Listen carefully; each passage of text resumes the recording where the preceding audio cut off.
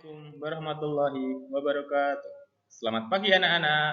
Bagaimana kabar kalian pada pagi hari ini? Pak Guru harap semuanya dalam keadaan sehat walafiat. Nah, pada kesempatan pagi hari ini kita sudah memasuki untuk tema baru, yaitu pada tema 2, persatuan dalam perbedaan. Untuk pada subtema 1 yaitu rukun dalam perbedaan. Nah, kita masuk pada pembelajaran yang pertama. Jadi ini adalah pembelajaran untuk tema 2 yang perdana atau pertama. Nah, pada pertemuan yang pertama ini akan terdapat 3 buah muatan pelajaran yang akan kita bahas nantinya. Yang pertama, muatan pelajaran bahasa Indonesia. Yang kedua, muatan pelajaran IPA, dan yang ketiga adalah pelajaran IPS. Nah, langsung saja kita mulai dari muatan pelajaran yang pertama.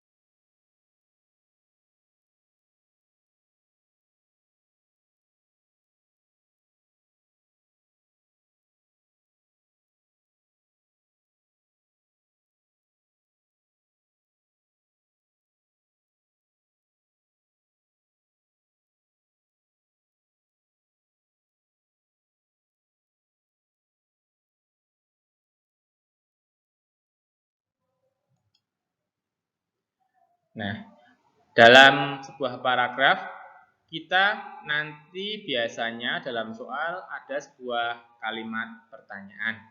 Kalau yang namanya kalimat pertanyaan pasti menggunakan kata tanya. Nah, pada kesempatan ini kita akan belajar membuat kata tanya yang digunakan untuk membuat peta pikiran pada suatu teks.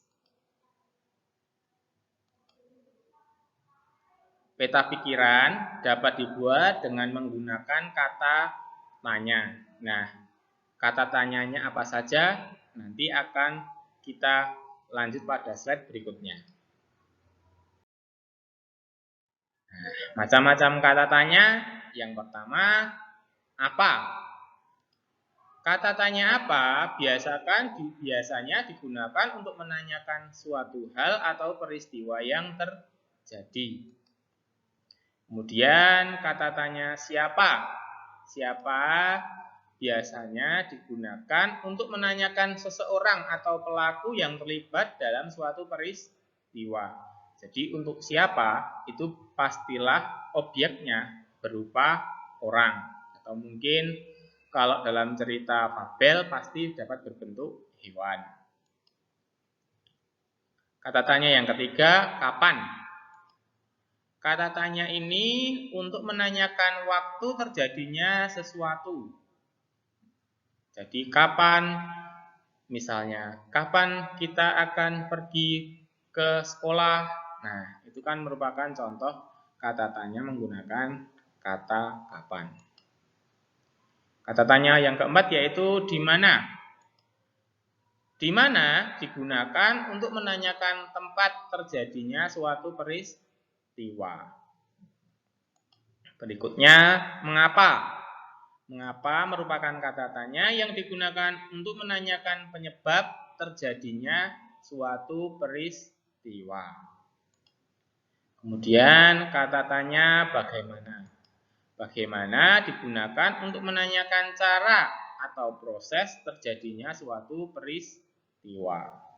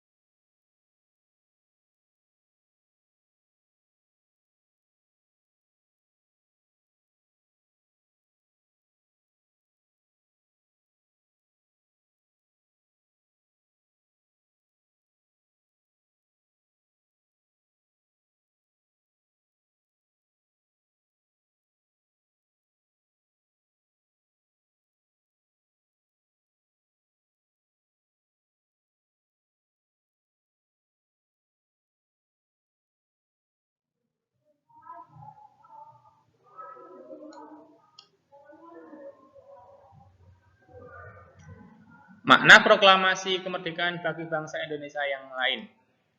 Di antaranya, proklamasi sebagai puncak perjuangan. Nah, tadi sudah bahwa puncak perjuangan dari sebuah bangsa adalah proklamasi. Yang kedua, proklamasi sebagai awal terbentuknya NKRI atau Negara Kesatuan Republik Indonesia.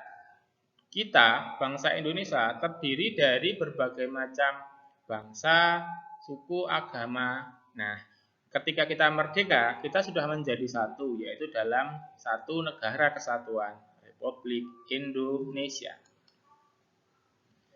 Wilayah, rakyat, pemerintah yang berdaulat, pengakuan dari negara lain, itu adalah salah satu atau unsur-unsur yang dapat dan harus dipenuhi jika kita ingin menjadi sebuah negara. Itu tidak hanya negara kita, negara-negara di belahan bumi ini juga sama. Mereka juga membutuhkan wilayah, juga membutuhkan rakyat, ada rakyatnya, ada pemerintah yang berdaulat, dan kemudian yang paling penting juga tidak kalah penting, yaitu pengakuan dari negara lain. Proklamasi menjadi pintu gerbang menuju masyarakat adil dan makmur. Benar sekali bahwa salah satu tujuan bangsa Indonesia yang tertera dalam pembukaan Undang-Undang Dasar 1945 bahwa tujuannya yaitu ingin menciptakan masyarakat yang adil dan makmur. Kemudian proklamasi menjadi titik tolak perubahan kolonial, hukum kolonial menjadi hukum nasional. Nah, sebelum proklamasi, hukum-hukum di Indonesia menggunakan hukum-hukum kolonial. Ketika kita sudah proklamasi, maka hukumnya menjadi hukum nasional. Bisa dialihkan atau kita membuat hukum yang baru yang tidak ada hubungannya dengan hukum kolonial.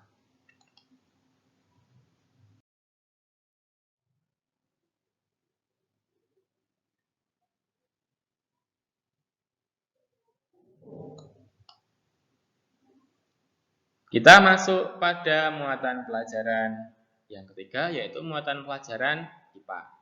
Materinya tentang cara tumbuhan menyesuaikan diri terhadap lingkungan. Atau biasa kita menyebutnya dengan nama adaptasi. Yang pertama, adaptasi tumbuhan di lingkungan kerit atau biasa kita menyebutnya xerofit. Itu biasa dicontohkan untuk tumbuhan kaktus. Nah, tumbuhan kaktus dapat hidup di daerah yang atau lingkungan yang kering. Yang berikutnya, adaptasi tumbuhan di lingkungan berkadar garam tinggi atau biasa kita menyebutnya halofit. Untuk tumbuhan halofit biasanya dicontohkan dengan tanaman bakau. Kenapa tanaman bakau? Karena tanaman bakau ini ditanam di sekitar pinggir pantai. Nah, biasanya di pantai itu masih bercampur dengan air laut. Nah, air laut mempunyai kadar garam yang tinggi. Kemudian adaptasi tumbuhan di lingkungan yang berair atau kita biasa menyebutnya hidrofit. Untuk tumbuhan hidrofit dicontohkan dengan tanaman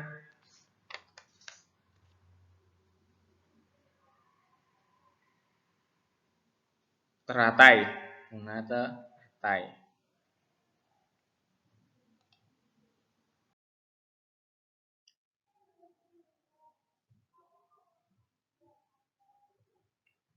Selanjutnya, cara tumbuhan menyesuaikan diri terhadap lingkungannya.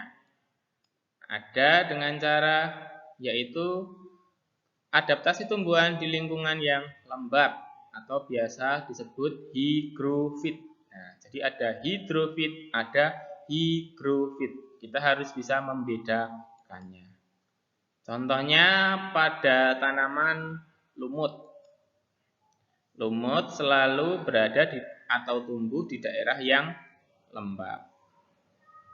Kemudian berikutnya adaptasi tumbuhan pada daerah yang miskin oksigen atau udara. Biasa dicontohkan pada tumbuhan tanaman kantong semar.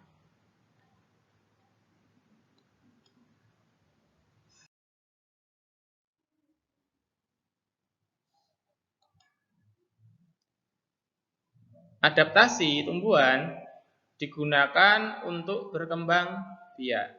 Yang namanya berkembang biak adalah agar jumlah atau jenisnya itu menjadi banyak. Yang pertama yaitu pada tanaman Rafflesia. Tanaman Rafflesia ini atau biasa kita menyebutnya Rafflesia arnoldi mengeluarkan bau busuk.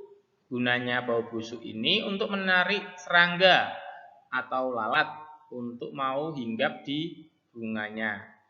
Sehingga serangga tersebut bisa membantu dari tanaman tersebut untuk melakukan penyerbukan.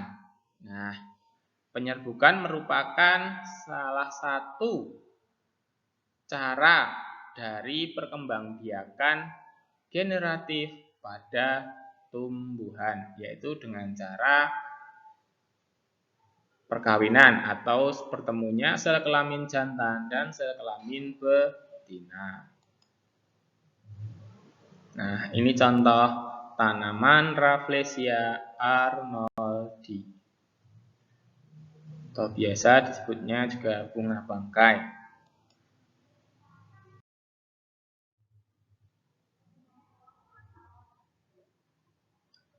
Demikian sedikit materi pada pembelajaran satu yang dapat Pak Guru sampaikan. Pak Guru ucapkan terima kasih karena sudah menyimak dari awal sampai akhir. Jangan lupa klik subscribe dan like pada akun video YouTube Pak Guru. Terima kasih, sampai jumpa kembali pada pembelajaran selanjutnya. Wassalamualaikum warahmatullahi wabarakatuh.